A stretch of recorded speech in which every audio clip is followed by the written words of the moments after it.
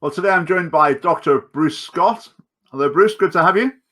It's a pleasure to be here, Richard. Okay, Bruce is a member of the Scottish Family Party's National Council.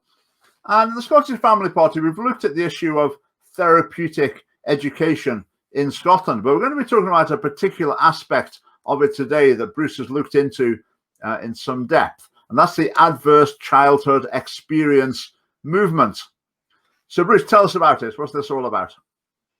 Well, the adverse childhood experience movement, it's a very broad and diverse movement. It's piggybacked on the back of a study that was done in 1998 by Felitti and colleagues in America. And the result of this study was that they came up with this very reductive 10-point questionnaire, which depicts different types of deprivation, neglect, abuse, etc. in childhood. It was a retrospective study. And they've used this research and further research as a basis to try to implement in different contexts, schools, GP practices, etc., a kind of risk preventative social policy, a catch-all kind of therapeutic policy to treat people before they get ill, essentially, or develop what the original study thought. They showed that adverse childhood experiences causes health problems and mental health problems. So that's the essential nature of it. So what sort of questions do they look at? What sort of areas? The areas they look at are domestic violence, parental abandonment and separation and divorce, a parent with a mental health condition, being the victim of abuse, physical, sexual or emotional, being the victim of neglect, a member of the household being in prison, growing up in a household which there are adults experiencing alcohol and drug problems. And it's basically a yes or no answer to these questions. But there's no specification of the amount of these incidents, the frequency, when they happened, at what age. There's nothing to elaborate or go further into the phenomena of what actually occurred in these incidents. So I'm just looking at some of the questions here. I mean, they're so obviously flawed. I mean, question 4 is this: did you often or very often feel that no one in your family loved you or thought you were important or special? I mean, what does that mean to a kid? You didn't feel special. I mean, this reminds me of the Scottish Government's proposed redefinition of child abuse, where it's saying, you know, if a child is made to feel that their opinions are not valued or something, then that's child abuse. Or they're made to feel that their feelings are not valued, that's child abuse. I mean, this is the same sort of thing, isn't it? I mean, just looking at question 5. Did you often or very often feel that you didn't have enough to eat, had to wear dirty clothes, and had no one to protect you, or your parents were too drunk or high to take care of you, or take you to the doctor if needed? I mean, what sort of question is that? I mean, that's like saying, did you ever have the wrong sort of cereal, and did your parents stab you? I mean, it's combining things on completely different levels, and like you say, just lumping it together into one question. Yeah, well, I mean, it's not a psychometric measure to be used in a kind of clinical context, and this is the issue. It's so broad and nebulous, you know, because what's it actually capturing? It's capturing very, very little. Yeah. But yet the extrapolations from it, what I would kind of describe as kind of scientism, kind of fanatical application of scientism. It's not pragmatic in its consideration of all the research and what it actually says. Mm-hmm. Yeah, and I think it's quite harmful to see people through such a limited, very dubiously scientific instrument, and to try to apply it to a risk preventative social policy, because what it actually does is it covers up human experience in quite a sinister way, I think. I mean, it's that question.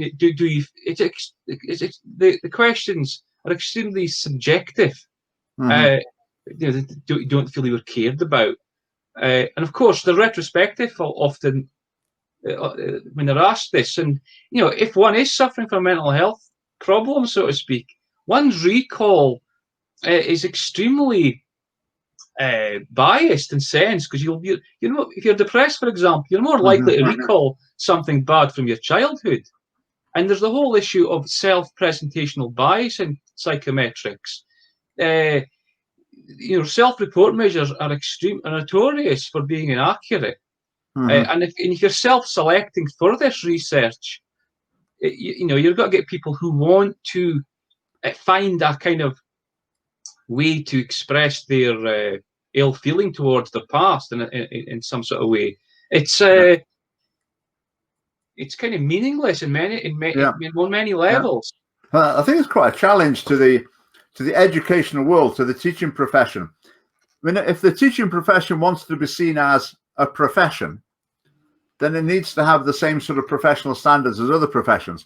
But my experience in teaching is the latest fashion. It's often it's like Sunday magazine stuff. It's from the popular science section in the bookshop.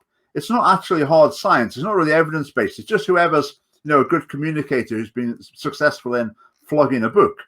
And they're the people who drive education policy. I mean, the classic example I remember when I was teaching was like brain gym. I mean, that's now just a standing joke. But at the time, I remember at the school I was at, someone came in training about brain gym, and lots of the teachers, oh yes, we'll do that. I'll have my pupils massaging their foreheads to make them better at maths or whatever. And they're just taken on board. But that's not professional behavior. I mean, if the medical profession operated like that, we'd be in serious trouble. Anyway, so yeah, that's a challenge for the education world. And I think Education Scotland reflects that as well. They'll just be swept along by whoever can write a good book and give a charismatic speech at your conference, and that's how policy gets set. It's not evidence. Yeah, it's quite amazing, because the ACE movement in Scotland and in the UK, there's different organisations. There's ACE Edinburgh, there's ACE Aware, there's ACE UK, and I suppose they get a lot of funding from councils and government, etc.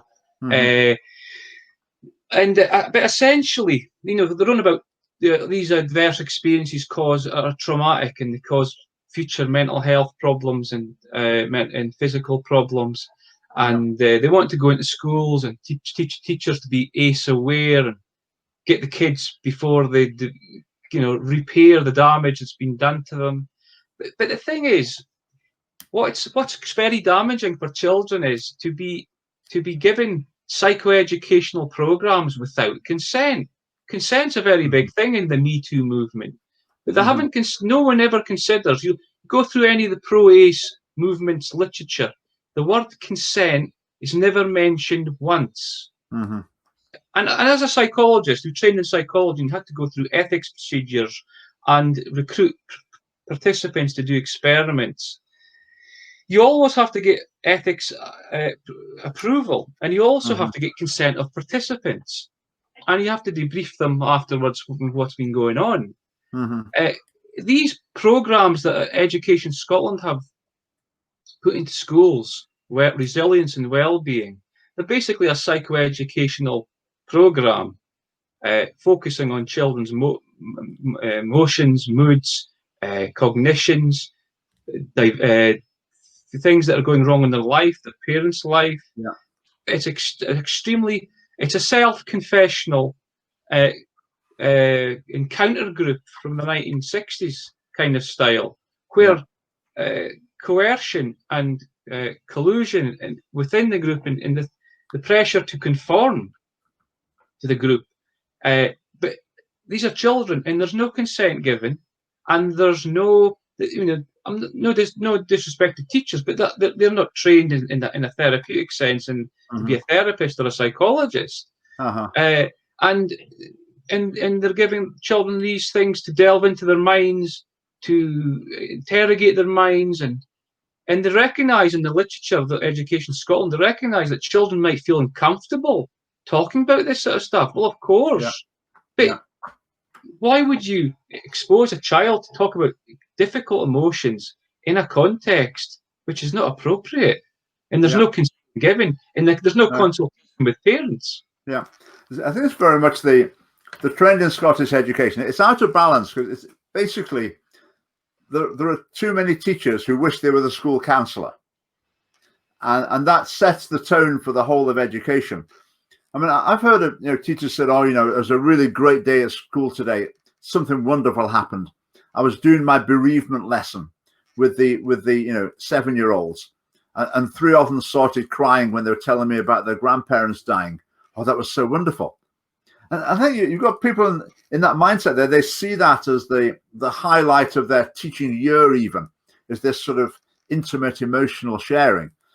Whereas out of balance, whereas the teacher's highlight might have been, that the team did really well and won the cup or whatever. No one's interested in that anymore. You're not going to get an article in the teaching magazine or whatever.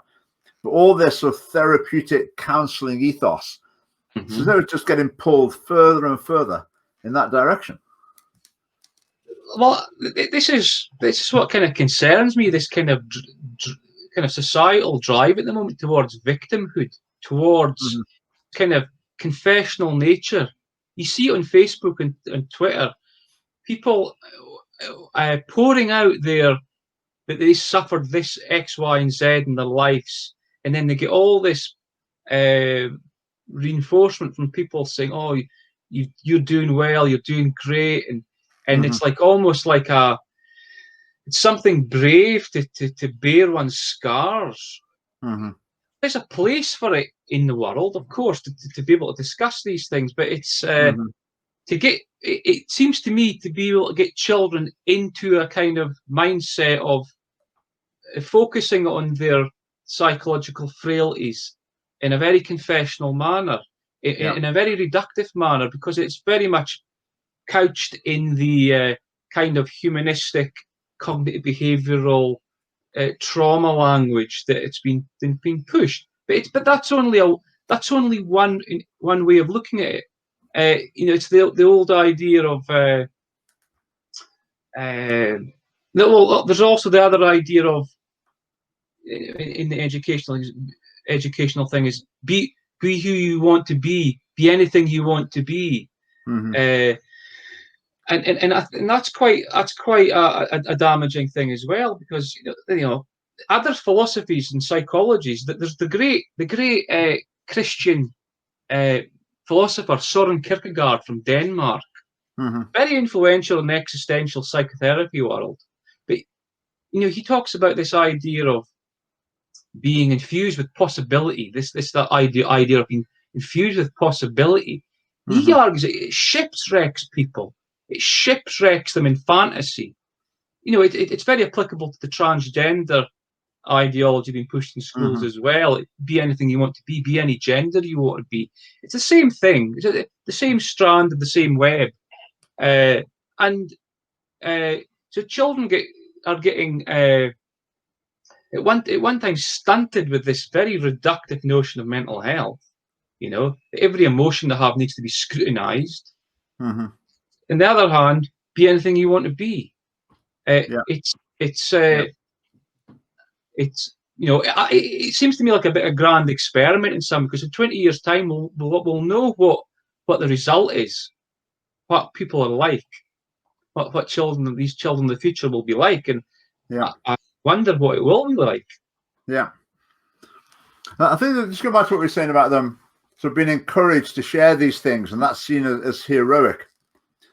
I talked about that in a previous video from Frank Furedi's Culture of Fear book. It was really interesting. He was saying in our society, it's becoming the case that the standard issue hero is the person who's, say, got a disability but still paints pictures, or had a terrible illness but's now got better, rather than like the fireman rescuing the person from the burning building, risking his own life. That sort of heroes are off the agenda. I think in education, that's what would come. So the pupils would be really congratulated. You've been really mature. Well done for sharing that with the group. I mean, and some lad who thinks, actually, I don't really want to talk about this. They'll be made to feel, oh, you're not really doing it as well. You're certainly not doing it as well as those girls are doing it. They really like talking about their feelings. And it's another factor that just skews education towards making girls feel that they're sort of proper people and boys feel, they're a bit defective. They're not really up to the mark with it. And I think all the professional language they use as well, it comes across as so stilted and awkward. I think it communicates to the young people that that's just normal. The way that you cope with your emotions is you just need routine, professional, like sort of technical support with it. You don't just like have a chat with your friends over coffee or whatever, just think it through for yourself. You need this professionalized approach. And so I think that, as I say, we're going to see how this plays out in the longer term, but it is going to make people more vulnerable because it's giving the message that they're fragile. And the assumption is you're not going to be able to cope with these things on your own. Obviously, there are some things where people do need help, but that's just been broadened and broadened. And like so many things in Scottish education in Scotland, Scottish politics in general, like there's just no counterbalance.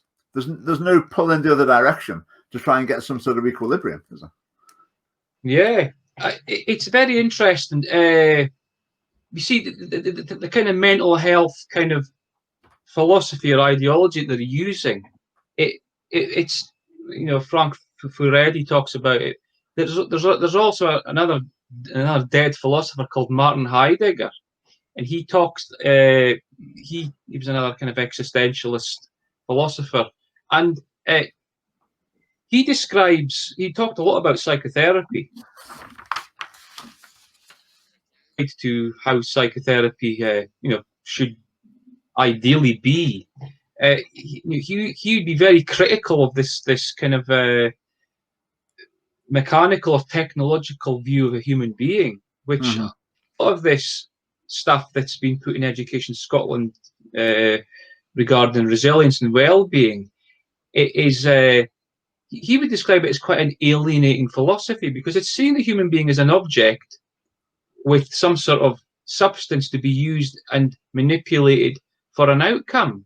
Of course, he said, he wouldn't criticize science utterly and completely. Science is very useful, of course, but when applied in this context to a human being, you're completely misapplying science in this sense. Human beings are not objects. And then he would say, one of his flippant comments, or I think it was quite serious, was that if you do psychotherapy or psychoeducation or anything, looking at a human being as an object, all you're going to get is a polished object. You're not going to help a human flourishing. And I think that sticks out for me what's going on in Scottish education. I think the idea that it's very deterministic, isn't it? If you had these issues, then they're not saying you're definitely going to have problems later on. They're saying it's very, very likely. And they talk about, these things affect the brain in various ways. You can measure the effects in the brain. I saw some research once where they assessed people's effectiveness making their argument, whereas one person would make the argument in sort of psychological terms, and another person would make it with like a picture of a brain, and they'd point to various areas of the brain and say, oh, it's this bit and this bit that's doing it. And the research found that the person who put a picture of the brain up and just spoke some gobbledygook about brain areas was far more convincing to the audience. And I remember, again, when I was teaching, you get people coming in, they'd say, like, we're going to learn about the teenage brain today. And there'd be all this technical terminology. And they'd say, so that's why teenagers behave the way they are. And people would be saying, oh, that was really interesting. That was great. And I think, but how does that help at all? I mean, does that tell you like the part of the head where you're going to give them a thump to get them working properly? Is it telling you where you need to inject a drug into them or something? It doesn't help at all in interactions with people. I mean, they talk about changing the brain. That can be a sort of standard way of making something sound really serious. It rewires your brain. I mean, playing the piano rewires your brain. Anything you do changes the physical structure of your brain to some extent. But again, within education, if it wants to be seen as a profession, it's got to get above this sort of popular level psychobabble, pseudo-scientific. It's basically been influenced by charismatic communicators rather than by scientists, isn't it? Yes, this is the kind of danger of the scientism of it.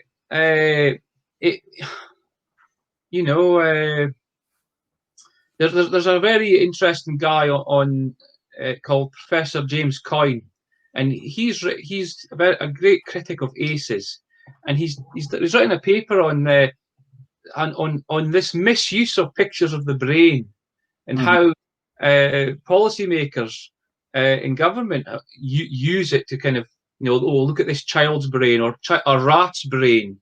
If you expose it to loud noise for 15 minutes a day, another group of rats don't get this loud noise. The cortex in the rat that gets the noise, for example, will have a smaller frontal cortex, and therefore, and then the extrapolation from that ends up in an ACE-aware classroom, which is it's kind of nonsense, really.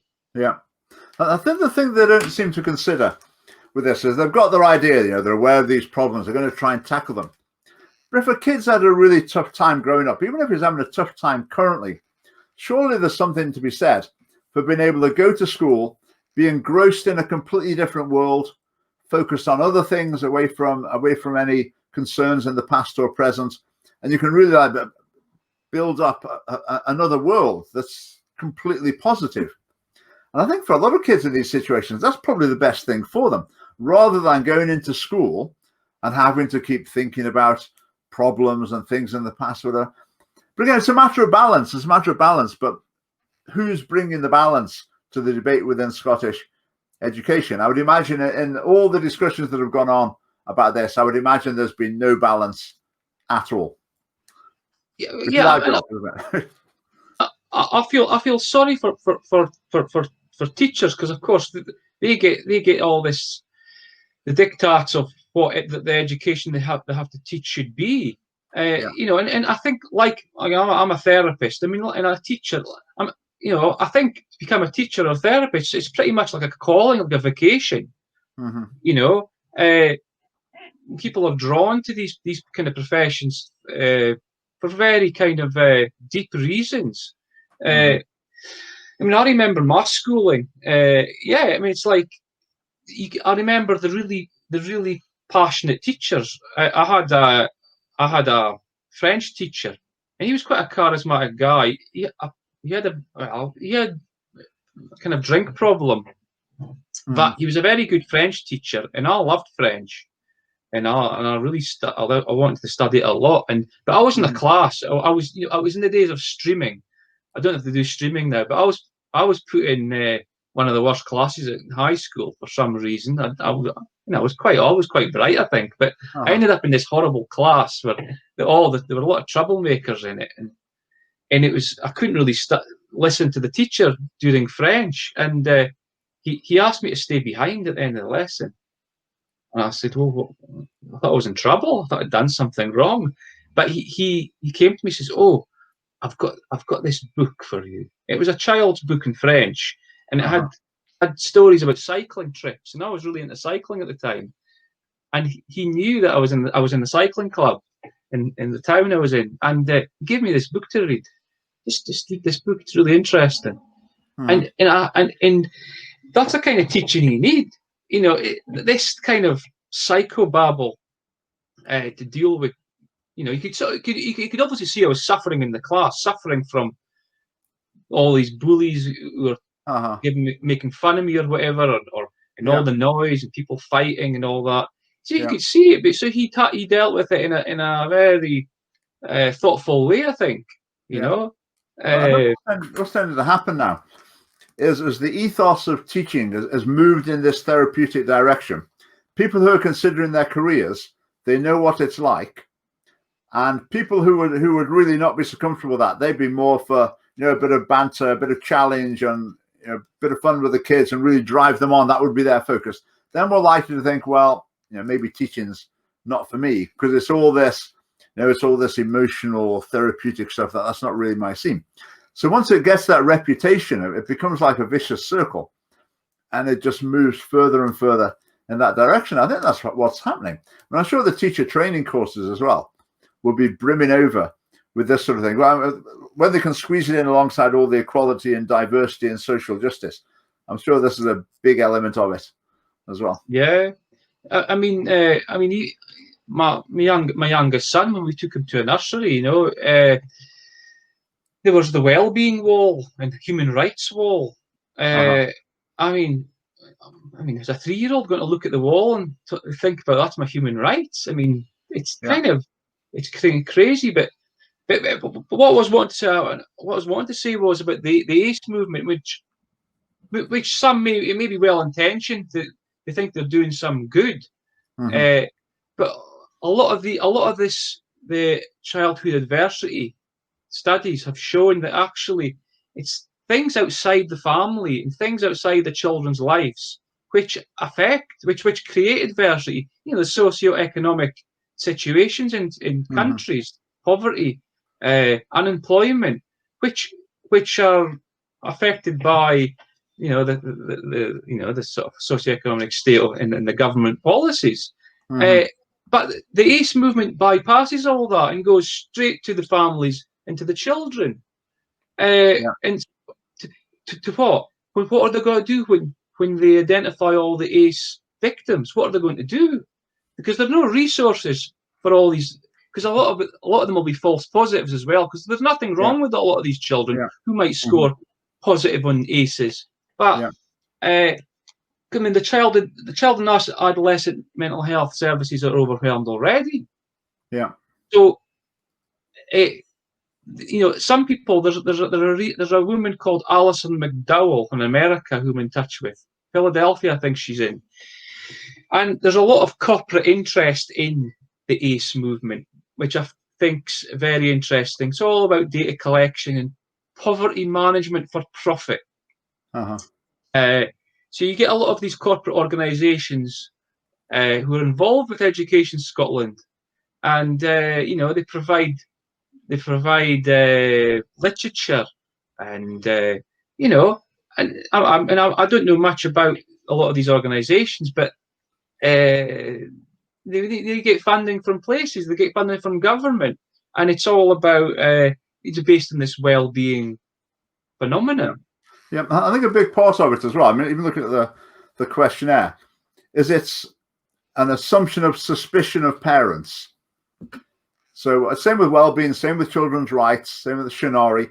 It's the invitation to children to assess their parents. That this is how parents should be looking after you. Are they up to the mark? You can tell us because we're the professionals. And that whole message, just going through that process, undermines the proper relationship between parents and children. Because it's saying to the children, basically there's a hierarchy here. There's us at the top, the government, the schools. Then there's parents. Then there's you. So if you're not happy with your line manager, your parent, you can come straight to the top and come and tell us about it. And just that message in itself, that tacit message, that implied message, undermines the relationship between children and parents, I think. Now, it was interesting looking at the questions as well. I saw one of the government's documents. They said part of what they want to do is to avoid adverse childhood experiences. And one of them is, were your parents ever separated or divorced? So I was thinking, what is the government doing to try and promote stable family life? And as far as I can tell, not very much. The family party's got lots of policies. The main one is promoting marriage, with other policies as well to try and address that. But I think if you look at, for example, the sex education they're delivering in schools, that's going to have the opposite consequence of a stable family life. That's going to create separation and divorce, broken families, kids, not being brought up by their mum and dad. So I just find it bizarre to read the government saying that they were trying to tackle that issue, when I just see that they're doing completely the opposite. Yeah. You're completely right. It's extremely strange, isn't it? Because the queer theory in Scottish schools. It's all about, you know, diverse types of families and different types of families, and you know, this pornography and sexual pleasure, and just be who you want to be in different genders, and which will this will I mean, because queer theory is the antithesis of traditional family. It wants to destroy a traditional family. You know, that's stated in the book Interrogating Heteronormativity, which was the ESRC government-funded study of interrogating heteronormativity in primary schools. And it was this basic aims of the project of queer theory is to confuse and confound heteronormativity and the traditional family, etc., etc.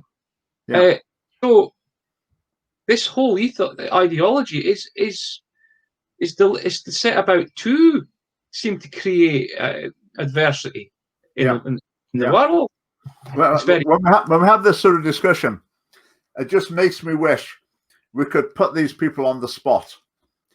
You know, in the committees in the Scottish Parliament, in the debating chamber, in all the discussions that go on, this point of view is just completely absent.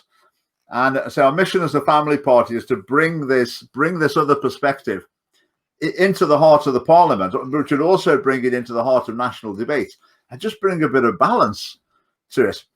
Talking of balance, I just need to read out one of the questions. It was staggering. How about this? Was your mother or stepmother often or very often pushed, grabbed, slapped, or had something thrown at her, or sometimes, often or very often kicked, bitten, hit with a fist, hit with something hard, or ever repeatedly hit at least a few minutes, or threatened with a gun or knife? No or yes. So that's question 7. Question 8 isn't was your father or stepfather.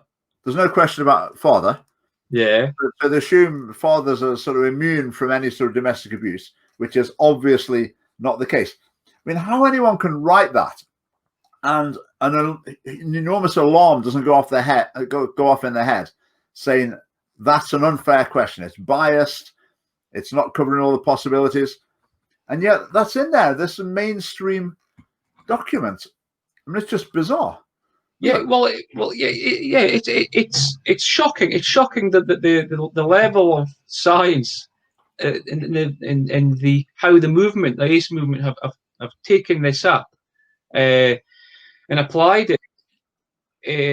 You know, it wouldn't pass a first year. You know, an undergraduate psychology thesis or something. It wouldn't pass the ethics application to do the study. But that's how. And yet. They have these grand conferences with the ACE movement, and they have these working groups in the Scottish Parliament, which is, you know, they keep saying, you know, especially in the COVID, we're in the COVID era now, the COVID-19 era, they're following the science. Well, they're not following the science, they're following science fiction. They're following scientists, and it's almost cultish. And then, of course, the way they're implementing it in the schools with these encounter group, self-confessional, I think that's quite traumatic for children, because they're being coerced into seeing the world as being potentially traumatic. They're seeing the world as a kind of cognitive problem to solve. They're seeing their mind as some sort of entity that needs to be monitored and molded. I mean, you know, interestingly, the cognitive behavioural model was introduced by Aaron Beck, and he there's a biography written about him recently where, you know, he was kind of obsessed with his you know, cognitions, and so he was very obsessively noting them down, and he thought this would be, because he was a psychoanalyst originally, and he thought this would be a great way to control one's mind, to control, well, of course, I mean, it's used as a way of controlling one's mind. I mean, in certain things like phobia, for example, I mean, it can be helpful, but for a child who's well, to initiate them into sort of seeing their mind as an entity to be monitored daily, and certain strategies to be done to it, to make it better, to make it Uh-huh. well. I think I'm unsure how the Scottish Parliament can't see in that a form of adversity or abuse, especially because when there's no consent given. Yeah. They've never answered the consent question. Yeah. It's one of those things where if you aim at it, you can't hit it. You can only achieve it by trying to aim at other things, and then it happens by accident.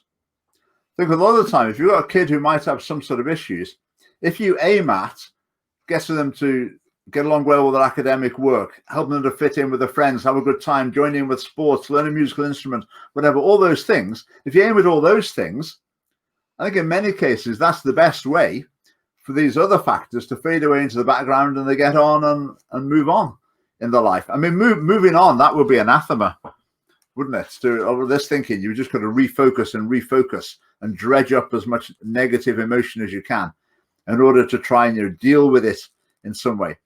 But a lot of time with kids in particular, they can move on.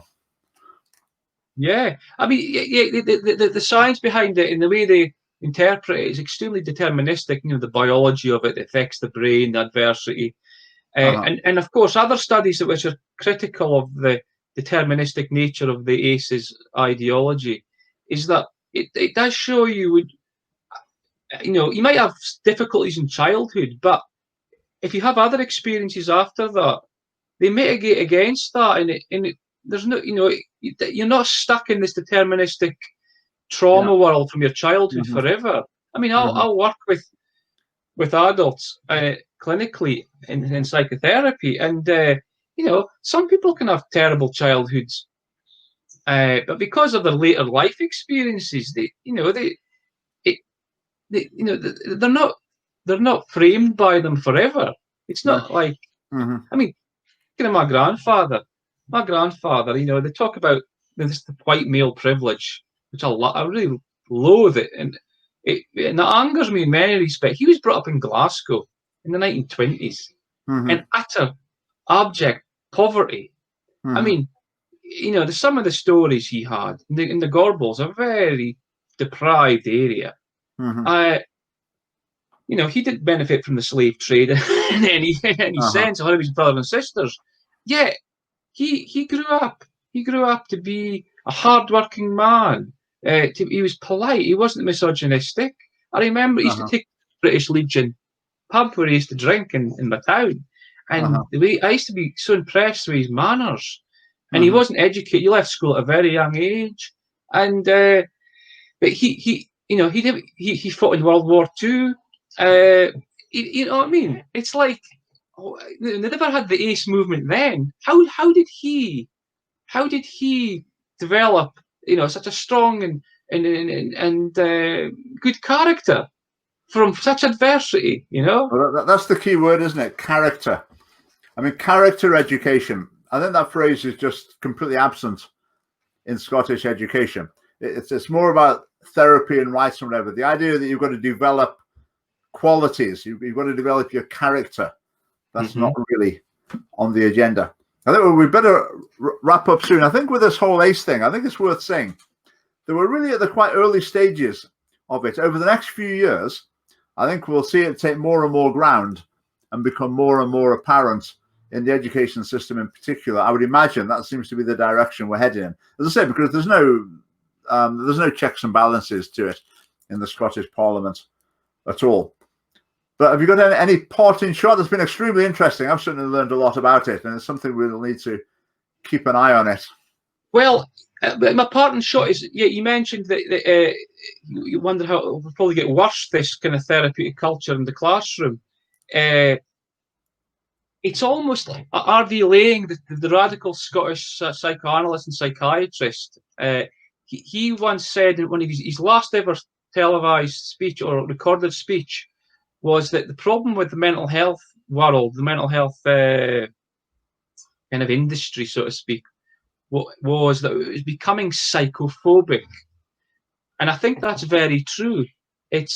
People are very frightened of negative emotions or difficulty. And a lot of the things that I've been educated in my why work? You know, it talks about the value of difficulty and adversity. You know how, you know, in even in the Christian tradition, one of a great influential book that I've read was for me was The Dark Night of the Soul by St. John of the Cross, and he talks about his depression basically in the dark night of the soul, and how he dealt with it. And it's, you know, compared to a modern textbook in psychology talking about depression, you know, the textbook in depression pales into comparison. The richness of the dark night of the soul. So it's like they're indoctrinating a whole generation of people to be children to be psychophobic, to be frightened of their minds, to be frightened of their dark nights. And I think that's terrible, because there's a lot of benefit to be gained from facing the dark night and not be psychophobic. You know, there's a lot of phobias today. You shouldn't be phobic. Well, you shouldn't be psychophobic either. Right, that's brilliant. That's a new one on me. I like that one. So thanks so much, Bruce. And till we have a chat about another topic, which I'm sure we'll do at some stage. But that was great. Thanks very much. Been a pleasure, Richard. Thank you.